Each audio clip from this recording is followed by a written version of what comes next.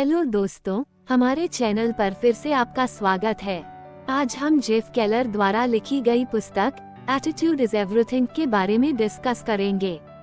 इस पुस्तक में जेफ केलर ने बड़े आसान शब्दों में हमें समझाया कि आप किस तरह से नेगेटिविटी से बाहर आकर अपने आप को पॉजिटिविटी में सक्रिय कर सकते हैं और पैशन के साथ पॉजिटिव एनर्जी से अपने हर सपने को साकार कर सकते हैं।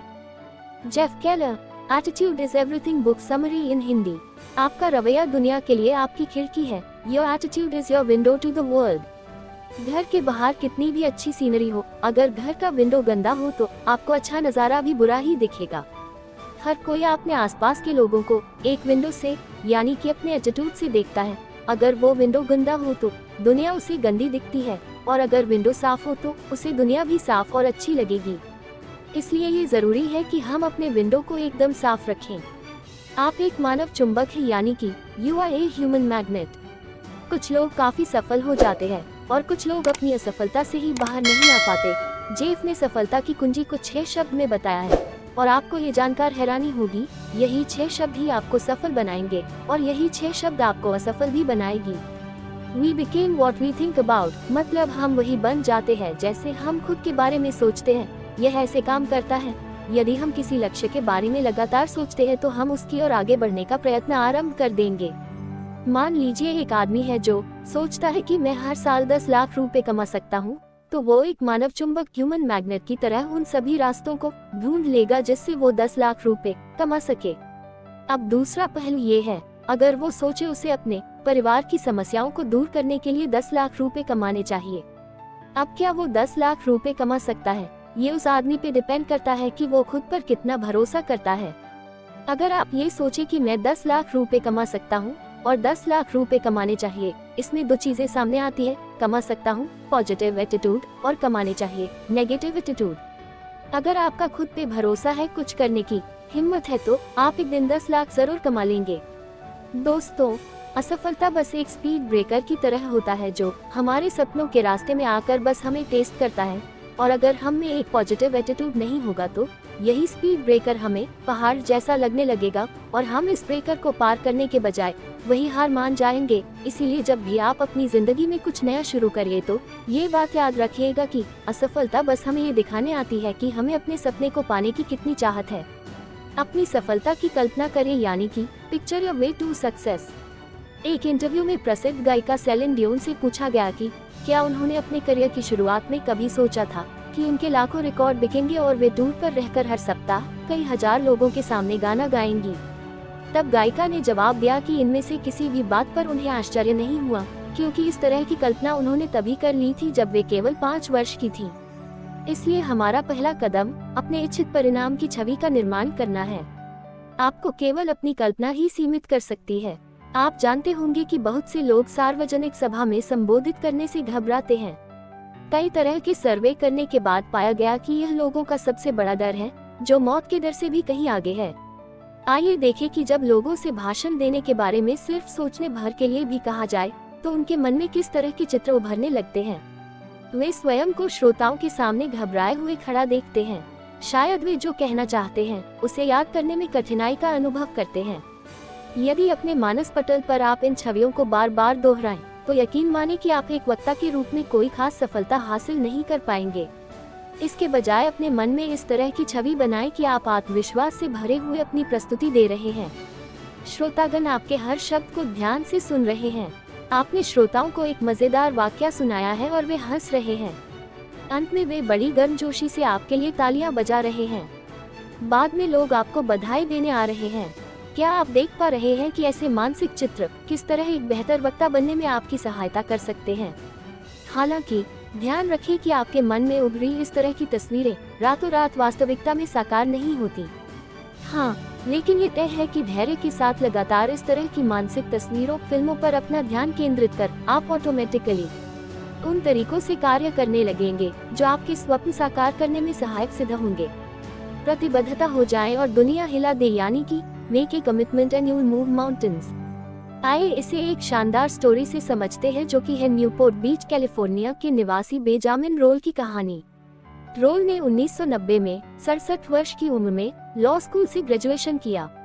स्वाभाविक था कि उन्हें अपनी कानूनी प्रैक्टिस शुरू करने से पूर्व कैलिफोर्निया बार एग्जाम पास करनी पड़ती। इस एग्जाम को पास करने के अपने पहले प्रयास में वे फेल हो गए। दूसरी बार भी वे फेल हो गए, फिर तीसरी, चौथी, फिर 13वीं बार असफल हुए।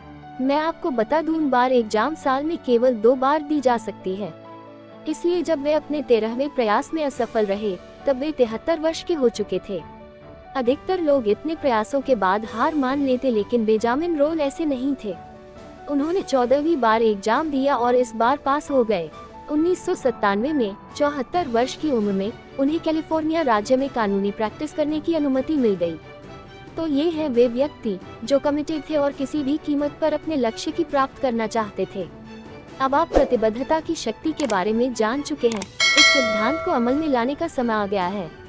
तो आगे बढ़ें, एक ऐसा लक्ष्य चुनें जिसे प्राप्त करने की तीव्र इच्छा आपके मन में हो। इस बात के लिए प्रतिबद्ध हो जाएं कि चाहे जो भी हो, आप अपना लक्ष्य हासिल करके ही रहेंगे। आगे बढ़ें एवं अपने मार्ग में आने वाले सभी अवसरों पर ध्यान केंद्रित करने एवं उनका लाभ उठाने के लिए तैयार हो जाएं। अपने लक्ष्य की प्राप्ति के लिए दृढ़ निश्चय के साथ कार्य करते रहें और सफलता प्राप्त करने के लिए तैयार रहें।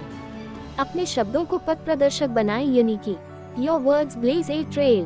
यदि मैं किसी से कहता हूँ कि मैं कुछ करने जा रहा हूँ, तो मुझे वह काम करना ही होगा, जिसका अर्थ होता है पीछे लौटने के सारे रास्ते बंद कर देना। कभी कभी जीवन में आगे बढ़ने या किसी महत्वाकांक्षी लक्ष्य की प्राप्ति के लिए ये तरीका कारगर साबित होता है। शिकायतें करना बंद करें, यानी कि स्टॉप कंप्लेनिंग। मैं आपको ये सुझाव नहीं दूंगा कि आप हाथ पर हाथ धरे बैठे रहें और अपने जीवन में आने वाली सभी समस्याओं को अनदेखा कर दें, बल्कि शिकायत करने के बजाय यह ज्यादा बेहतर होगा कि आप अपना ध्यान और ऊर्जा उन्हें सुझाने या कम करने की दिशा में केंद्रित करें। उदाहरण के तौर पर मान लें कि आजकल आप थोड़ा थका हुआ महसूस कर रहे हैं। हर व्यक्ति को अपनी थकान के बारे में बताने के बजाय आप अधिक व्यायाम करना शुरू कर दें या फिर रात में थोड़ा जल्दी सोना शुरू कर दें। इसलिए बार बार दुखी और नेगेटिव घटनाओं को याद करने से क्या फायदा। तीसरे, शिकायत खुद कुछ हासिल नहीं करती, उल्टा आपको अपनी स्थिति को सुधारने के लिए किए जाने वाले उपायों से विमुख कर देती है। कहा जाता है कि 90% लोगों को आपकी समस्या से कुछ लेना देना नहीं होता और शेष 10% आपको समस्याग्रस्त देखकर खुश होते हैं। इसलिए पॉजिटिव लोगों की श्रेणी में आ जाएं, जिससे आपको सामने से आते देख लोगों को अपना रास्ता न बदलना पड़े। पॉजिटिव एटीट्यूड वालों से दोस्ती करें, यानी कि एसोसिएट विद पॉजिटिव पीपल। आइए इसे एक एग्जाम्पल से समझते हैं। जब माइक हाई स्कूल में था तो पड़ोस के कुछ बच्चों के साथ समय बिताता था। माइक के अनुसार उनका न तो कोई लक्ष्य था और न ही कोई सपने। वे हमेशा नेगेटिव बातें करते थे। जब भी माइक उनसे कुछ नया करने के लिए कहता था तो वे उसे हतोत्साहित कर देते थे। वे उससे कहते थे, ये बेवकूफी है। माइक उनके साथ इसलिए रहता था ताकि वह उस समूह का हिस्सा बना रह सके। जब माइक कॉलेज में पढ़ने गया तब भी उसका सामना नेगेटिव सोच रखने वाले कुछ लोगों से हुआ, लेकिन उसे ऐसे भी लोग मिले जो पॉजिटिव सोच वाले थे, जो कुछ सीखना चाहते थे, जो कुछ हासिल करना चाहते थे। माइक ने इस तरह के पॉजिटिव सोच वाले लोगों के साथ समय बिताने का निश्चय किया। अचानक वह अपने बारे में कुछ बेहतर महसूस करने लगा।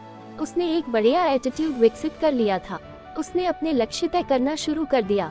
ऑथर कहते हैं कि मुझे ये बताते हुए खुशी हो रही है कि अब माइक एक सफल वीडियो प्रोडक्शन कंपनी का मालिक है और उसका एक प्यारा सा परिवार है। वह अपने लक्ष्यों को एक के बाद एक हासिल करता जा रहा है। अपने डर से मुकाबला कर आगे बढ़े, यानी कि confront your fears and grow. मैं आपको एक ऐसी महिला की कहानी सुनाना चाहता हूँ जो कंफर्ट जोन से बाहर निकलने के बारे में बहुत कुछ जानती है। उनका नाम डॉटी बर्मन है, जो 32 सालों तक न्यूयॉर्क के एक हाई स्कूल में इंग्लिश की टीचर रह चुकी हैं। हालांकि 10 वर्ष की उम्र से ही वे शो बिजनेस में जाना चाहती थी, फिर भी उन्होंने एक करियर के रूप में टीचर का सुरक्षित जॉब चुना। डर की कैद से बच निकलने का एकमात्र रास्ता यही है कि उसका सामना किया जाए। टीचर के रूप में कार्यरत रहते हुए डॉटी ने गाने लिखना और उनकी प्रस्तुति करना शुरू कर दिया। हालांकि यह सिर्फ शौकिया तौर पर था, लेकिन इसने उनके सपने को जिंदा रखा। फिर 1980 के अंत में डॉटी ने एक निर्णय लिया कि वे टीचिंग को छोड़कर एक परफॉर्मर के रूप में अपना नया करियर शुरू करेंगी। 88 की गर्मियों में उन्होंने अपना इस्तीफा दे दिया। फिर एक अनजाने डर ने उन पर कब्जा कर लिया। किसी अपरिचित क्षेत्र में कदम रखने के ख्याल से वे इतनी डर गईं कि उन्होंने अपना इस्तीफा वापस ले लिया और फिर से बच्चों को पढ़ाना शुरू कर दिया। किंतु डॉटी के भीतर कुछ था जो उनके सपने को मरने नहीं दे रहा था। 6 महीने बाद यानी 1989 की जनवरी में उन्होंने अपने डर पर काबू पा लिया और रिटायर हो गईं।